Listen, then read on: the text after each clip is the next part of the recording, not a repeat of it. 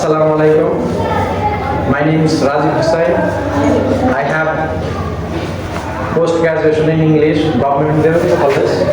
Now I want to teach my dear students about the grammar rules of completing sentence. So my dear students, আমরা এই পর্যন্ত যে কয়টা completing সেন্টেন্সের rules সবাইকে পড়াইছি সেগুলোর মধ্যে আমাদের প্রায় 7টা রুলস অলরেডি 6টা রুলস কমপ্লিট। এখন আর 3টা রুলসের উপরে আমি কিছু আলোচনা করব। আশা করি এই রুলস শর্টকাট রুলসের উপরে আমরা যদি একটু এক্সারসাইজ করি, যদি আমরা একটু প্র্যাকটিস করি, তাহলে অবশ্যই কমপ্লিটিং সেন্টেন্সের উপরে আমাদের যে সমস্যাগুলো ছিল সেগুলো অবশ্যই সমাধান হয়ে যাবে। সো প্রথমে আমরা দেখি rule 7। No sooner had, scarcely had, hardly had. Then past perfect tense হবে, then when before use করা হবে এবং past indefinite tense হবে। No sooner had, hardly had এবং scarcely had এ আমরা যতটুকু জানি এগুলো অর্থের দিক থেকে যে যেতে না যেতেই, খেতে না খেতেই, হতে না হতেই এই ধরনের ওয়ার্ডগুলো আমরা পেয়ে থাকি। সো আমরা একটা এক্সাম্পল এখানে দেই, এখানে বোর্ড কোশ্চেন একটা এক্সাম্পল। সেখানে আছে the beggar was very hungry, no sooner had we got a piece of cloth on the road. অর্থাৎ এখানে দ্য beggar হচ্ছে ভিক্ষুক, was very hungry, সে খুবই ক্ষুধার্ত। no sooner had he got a piece of cloth on the road. তো প্রিয় শিক্ষার্থী আমার, এখানে ভিক্ষুকটি এক পিস খাবার পেতে না পেতেই, বাংলা অর্থ এখানে ভিক্ষুকটি এক পিস খাবার পেতে না পেতেই দ্য রোড। এরপর আমরা এইভাবে পরীক্ষার খাতায় এইভাবে অর্ধেক দেওয়া থাকবে, অর্ধেকটা তোমাদেরকে কমপ্লিট করতে হবে। তাহলে আমাদের রুলস অনুযায়ী এখানে কি ব্যবহার করতে হবে? দেন ব্যবহার করতে হবে। দেন হি, এখানে অবশ্যই কি হবে? Past indefinite tense. তাহলে পাস্ট ইনডিফিনিট টেন্স যদি আমরা এখানে ইউজ করে যাই, তাহলে দেন হি ভিক্ষুকটি পেতে না পেতে সে কি করলো? সে একটা পিস রুটি খাবার পেতে না পেতে সে কি করলো? সে সেটা খাওয়ার জন্য চেষ্টা করলো বা খেতে চেষ্টা করলো। তাহলে স্টার্টেড, স্টার্টেড কি হবে? Started eating. দেন আমরা নেক্সট রুলসে যাব, rule number 8, too plus adjective adverb plus to. এই রুলসে আমরা দেখতে পাচ্ছি যে এখানে টু দ্বারা যে সব কমপ্লিটিং সেন্টেন্স আছে সেখানে অবশ্যই টু এর পরে অ্যাডজেক্টিভ ব্যবহার হবে এবং তারপরে হচ্ছে টু ব্যবহার হবে। সো আমরা যদি বোর্ড কোশ্চেনে একটা एग्जांपल দেই, ইট ওয়াজ ফার্স্ট লেকচার, এটা হচ্ছে তার প্রথম লেকচার বা বক্তব্য। আই ওয়াজ টু নার্ভাস, সেখানে সে খুবই নার্ভাস ছিল। তাহলে এখানে প্রথম সেন্টেন্সে এতটুকু হওয়ার পরে আমরা কি ব্যবহার করব? টু ব্যবহার করব। টু ব্যবহার করার পরে আমরা কি এখানে টু এর ক্ষেত্রে আমরা প্রথম সেন্টেন্সের অর্থ অনুযায়ী পরের সেন্টেন্সের অর্থটা মিলিয়ে কমপ্লিটিং সেন্টেন্সটা করব। সো এখানে আমরা it was first lecture, I was too nervous. এখানে আমার প্রথম বক্তব্য যেটা আমি খুবই নার্ভাস ফিল করতেছি, তাহলে টু টেক দ্য ক্লাস হবে এখানে, টু টেক দ্য ক্লাস। প্রিয় শিক্ষার্থী, এখানে অবশ্যই তোমরা বুঝতে পারছো যে টু টেক দ্য ক্লাস কেন হলো।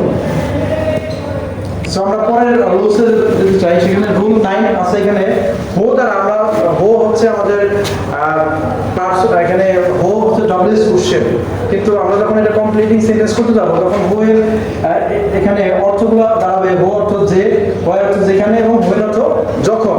অর্থাৎ হো, হোয়ার, হোয়েন যখন আমরা কমপ্লিটিং সেন্টেন্স করতে যাব তখন এই অর্থগুলো প্রকাশ করবে এবং সেই অনুযায়ী আমরা কমপ্লিটিং সেন্টেন্স করব।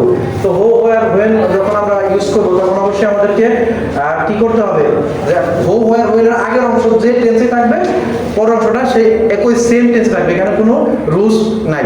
শুধুমাত্র হো, হোয়ার, হোয়েনের ব্যবহারের ক্ষেত্রে কোনো রুলস থাকবে না, সেখানে শুধুমাত্র আগের কমপ্লিটিং সেন্টেন্সে যে টেন্সে থাকবে পরেরটাই একই টেন্সেই থাকবে। সো আমরা এখানে দেখতে পাচ্ছি আমাদের বোর্ড যে কোশ্চেন সেখানে আমরা সলভ করতে যাব।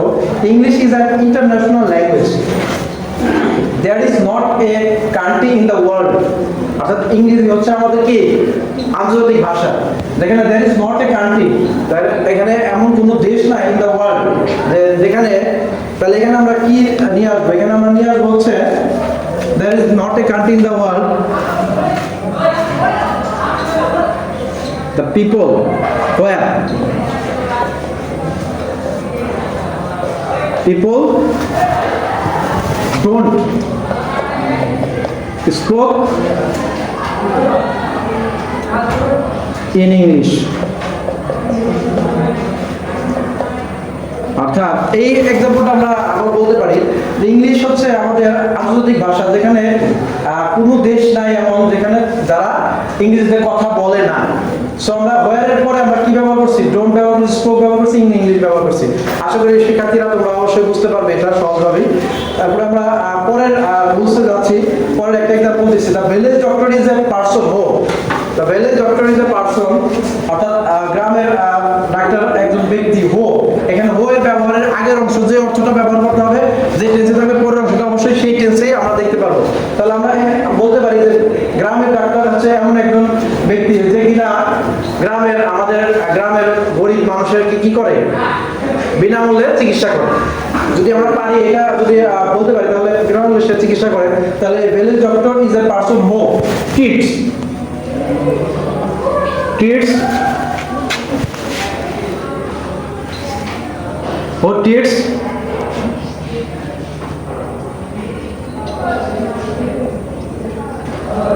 the people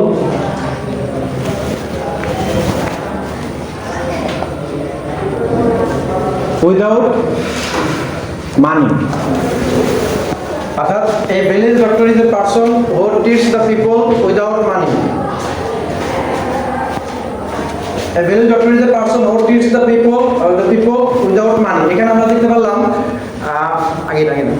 এখানে আমরা দেখতে পারলাম the village doctor is a person who treats the people without money.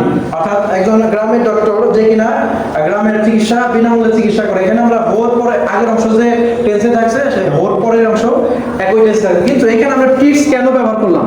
ট্রিটসটা ব্যবহার করছে হোর আগের যে অংশটা এই পারসন। আমরা জানি সাবজেক্ট প্লাস